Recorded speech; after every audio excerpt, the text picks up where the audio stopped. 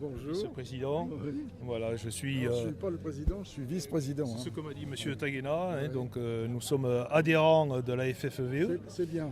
Voilà, C'est- depuis 2 ans maintenant. Mhm. Donc, moi, je suis le dirigeant d'une société qui s'appelle À l'époque.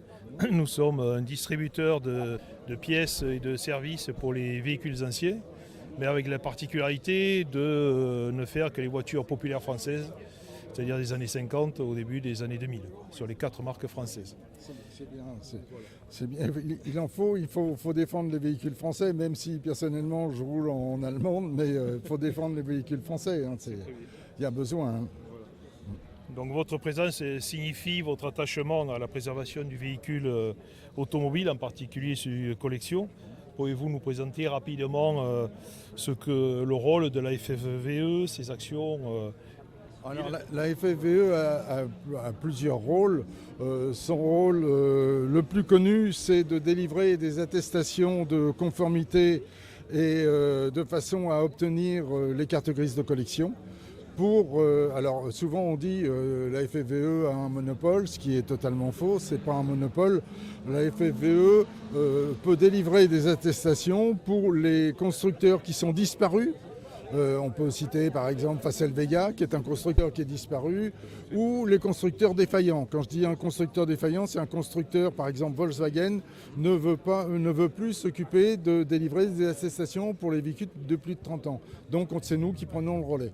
Alors ça, c'est son activité première, mais en dehors de ça, on est là aussi pour faire en sorte que les véhicules anciens puissent rouler.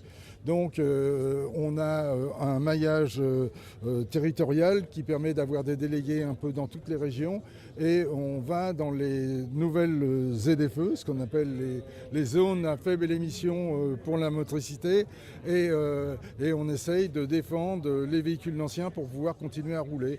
On a pour ça l'avantage d'avoir une carte grise de collection qui permet de pouvoir circuler parce qu'elle a un statut particulier, c'est-à-dire qu'on ne peut pas s'en servir tous les jours. La voiture de collection, c'est un véhicule de loisir et on ne peut pas aller travailler avec. Et c'est grâce à ce statut particulier qu'on arrive à avoir des dérogations dans toutes les ZFE. Et en dehors de ça, on a mis en place différents programmes, dont le programme LHA, donc les lieux de l'histoire de l'automobile, pour remettre en avant tous ces lieux de l'histoire qui pourraient être un peu ignorés. On a posé une plaque aux usines Berlier, par exemple, donc, parce qu'on n'a pas que l'automobile, on a la moto, on a les camions, les autocars.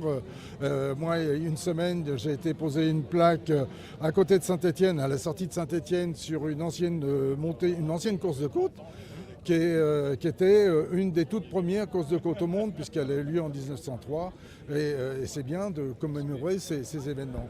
Et bien évidemment, Nogaro, on ne pouvait pas ne pas mettre en avant Nogaro, qui a quand même été le premier circuit permanent en France. Comment la FFVE se positionne vis-à-vis des nouvelles générations, en particulier pour donner ses lettres de noblesse au riche passé automobile en France?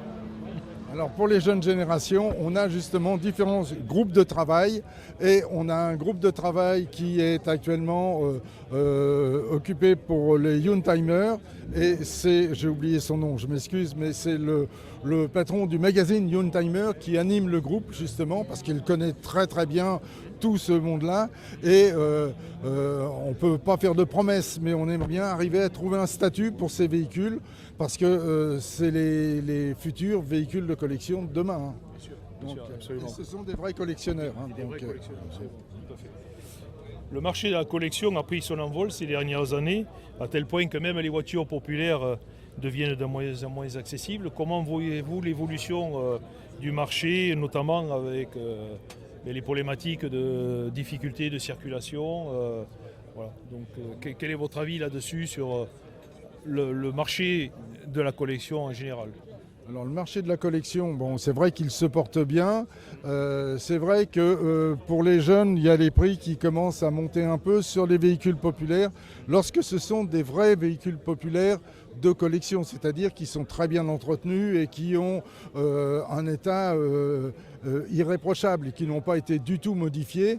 Et ces véhicules-là, c'est vrai, commencent à prendre de la cote. Par contre, il y a beaucoup de véhicules qui sont, je dirais, à restaurer à moindre frais aussi et qui permet aux jeunes de pouvoir y accéder.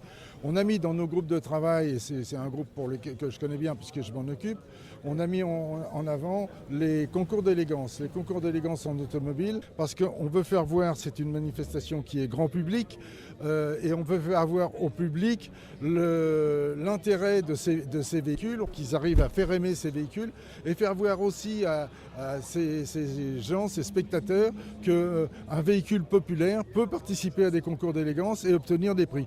J'en ai pour preuve le concours d'élégance de Dinard, qui était un concours d'élégance exceptionnel, où c'est quand même une 4 chevaux qui a été primée. Donc, entre autres. Bravo. À l'époque, ma société est spécialisée dans la vente de pièces détachées neuves pour les véhicules anciens. Il est parfois difficile de retrouver certaines pièces et certains savoir-faire également. Comment est perçu le monde de la pièce détachée au sein de la FFVE ? Alors le monde de la pièce détachée au sein de la FFVE, pour moi, il est indispensable. J'ai eu plusieurs véhicules de collection, certains où j'ai trouvé facilement de la pièce, genre Alfa Romeo, j'ai trouvé tout ce qu'il fallait pour faire rallye Monte-Carlo, mais j'ai eu une Ford Capri où il a fallu plus d'1 an pour trouver 2 joints de culasse. Il y a certains véhicules où la pièce détachée commence à devenir difficile et on a absolument besoin de gens comme vous qui s'occupent de trouver de la pièce détachée et je crois qu'il faut absolument le faire savoir parce que c'est important. On a vraiment besoin de pièces détachées pour tous ces véhicules. Très bien. Écoutez, je vous remercie beaucoup, monsieur le vice-président. Je vous en prie. Un plaisir de discuter avec vous. C'est un plaisir pour moi aussi.